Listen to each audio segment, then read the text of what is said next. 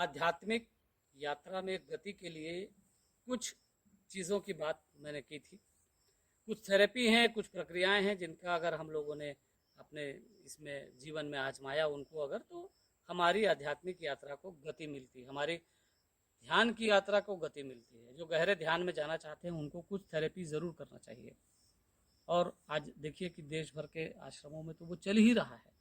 इसी को ध्यान में रखते हुए हम लोगों ने हमारे आश्रम में इस समय, हम जैसे ये रायपुर का आनंद उत्सव ध्यान केंद्र है जहाँ हम इस समय खड़े हैं, और हम लोगों ने अपने ध्यान केंद्र में इस चीज़ को तय किया था कि हम आध्यात्मिक यात्रा में सहयोगी होने वाली वो सारी चीज़ें, वो सारी थेरेपीज़ न सिर्फ सीखेंगे बल्कि हमारे जो साथी हैं, साधक हैं यहाँ पे जो, उन सबको सिखाएंगे। तो हमारे साथियों ने भी काफ़ी सीखा। हम लोगों ने यहीं पर ऐसे ट्रेनिंग कैंप्स किए जहाँ पर पास्ट लाइफ रिग्रेशन थेरेपी के बारे में सीखा गया, एक्सेस कॉन्शसनेस के बारे में जाना गया, और क्लिनिकल हिप्नोथेरेपी जैसी चीज़ों के बारे में जाना गया। थीटा हीलिंग जैसी चीज़ें हैं वो भी हम लोगों ने यहाँ पर अपने साथियों को सीखने का अवसर दिया है। और भी कई तरह की चीज़ें हम यहाँ पर समय समय पर ट्रेनिंग का आयोजन हम करते रहते हैं। और पूरी तरह से प्रशिक्षित, ठीक तरह से प्रशिक्षित ध्यानी, दोनों बातें हैं, ध्यानी और ठीक तरह से प्रशिक्षित, ये लोगों की टीम हमारे पास है।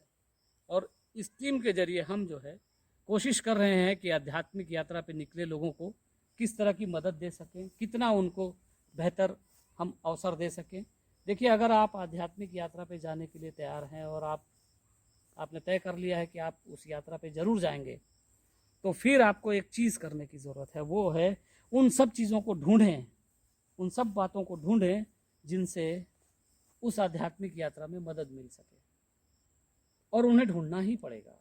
और आप जब उन्हें ढूंढेंगे तो फिर आप देखेंगे कि कैसे आपकी आध्यात्मिक यात्रा तेज़ हो रही है। सवाल यह है कि उसको ढूंढें और ढूंढने के बाद उस पर अमल करें, आजमाएं, खुद के ऊपर आजमाएं। चाहे वो पास्ट लाइफ रिग्रेशन थेरेपी हो, चाहे क्लिनिकल हिप्नोथेरेपी हो, चाहे एक्सेस कॉन्शसनेस की बात हो, या थीटा हीलिंग जैसी चीज़ें हों, और भी चीज़ें हैं जिन्हें आप आजमा सकते हैं।